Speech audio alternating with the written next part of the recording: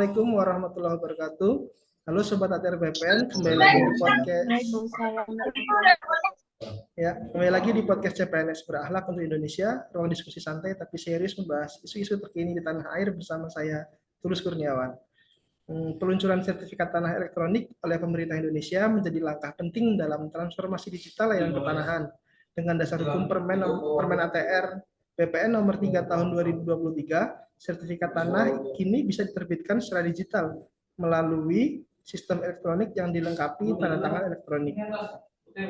Lalu apa sih artinya untuk masyarakat? Tentunya sertifikat ini lebih aman, praktis, bisa diakses kapan saja, dan lebih terlindungi dari praktik mafia tanah. Tangerang Selatan menjadi salah satu daerah yang lebih dulu melakukan coaching dan persiapan menuju layanan berbasis elektronik tersebut. Sebagai seorang ASN, tentu saja berita tersebut mengandung nilai berakhlak. So, mari kita bahas hubungan isu tersebut dengan nilai berakhlak sebagai ASN. Baik, saat ini sudah bersama kita ada Mbak Anissa, Mbak Alina, Mbak Diza, dan Mas Ferdi sebagai narasumber kita dalam membahas isu tersebut. Baiklah, tanpa berlama-lama langsung saja ke topik pertama, yaitu keterkaitan isu dengan nilai adaptif. Kepada Mbak Anissa, saya persilahkan. Oke, terima kasih Mas Tulus. Izin untuk memaparkan terkait apa sih nilai adaptif yang bisa dikaitkan terhadap berita ini. Jadi yang pertama itu, ini saya mau mencoba untuk mencobakannya dengan kode perilakunya masing-masing ya. Nah, yang pertama itu tentang cepat menaikkan diri menghadapi perubahan. Tadi sudah disebutkan di berita, yaitu tentang mungkin tadi juga sempat kita selama juga.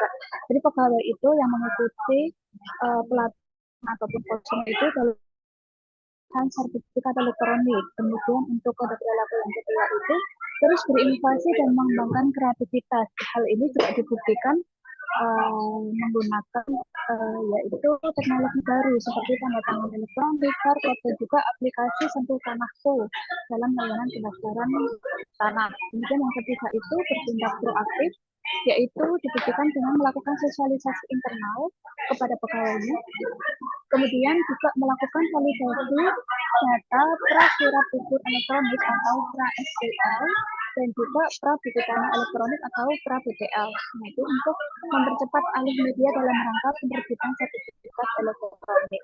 Seperti itu Mas Tulus, saya kembalikan. Baik, terima kasih untuk Mbak Anissa yang telah menjelaskan topik tersebut dengan sangat jelas. Selanjutnya yang kedua ada Mbak Alina yang akan membahas keterkaitan isu dengan nilai-nilai lain yang terkandung dalam nilai berakhlak. Pada Mbak Anissa saya persilakan.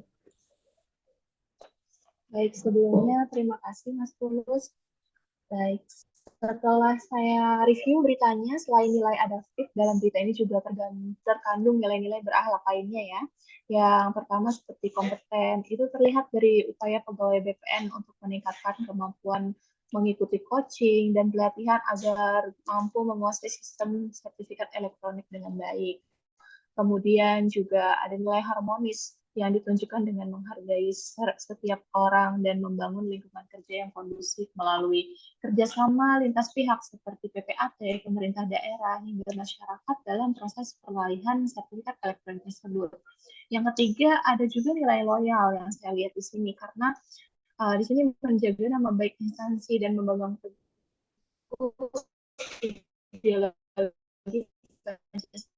kebijakan nasional tentang digitalisasi pertanahan, walaupun membutuhkan penyesuaian yang cukup besar ya. Kemudian yang terakhir adalah akuntabel, karena melaksanakan tugas dengan jujur, bertanggung jawab, serta berintegritas. Dari penerapan sistem keamanan digital oleh BSSN yang menjamin keaslian sertifikat tanah sehingga hak masyarakat benar-benar terlindungi. Jadi semua nilai-nilai ini berjalan beriringan untuk mewujudkan pelayanan pertanahan yang transparan, modern, dan dapat dipercaya oleh masyarakat. Sekian dari saya, Mas. Terima kasih Mbak Lina atas penjelasannya. Langsung saja kita ke Mas Ferdi yang akan menjelaskan tentang tantangan dan solusi terhadap isu tersebut. Kepada Mas Ferdi, saya persilahkan. Baik, terima kasih. Tentu dalam proses adaptif ini, menurut saya terdapat dua tantangan utama dalam sertifikat elektronik ini, yaitu Kait literasi digital masyarakat itu yang masih rendah, banyak masyarakat yang belum terbiasa menggunakan aplikasi atau sistem digital. Selain itu juga ada keamanan data dan potensi peretasan masyarakat itu cukup khawatir terhadap sertifikat elektronik itu.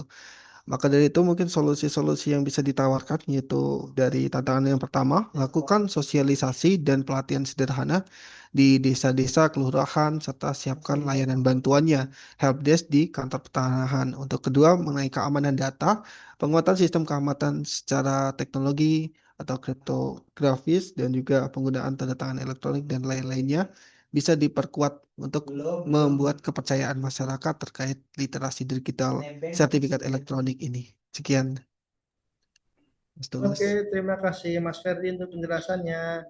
Dan yang terakhir kita langsung ke Mbak Diza yang akan memberikan kesimpulan dan penutup dan pembahasan dari isi kita pada hari ini. Silakan Mbak Diza.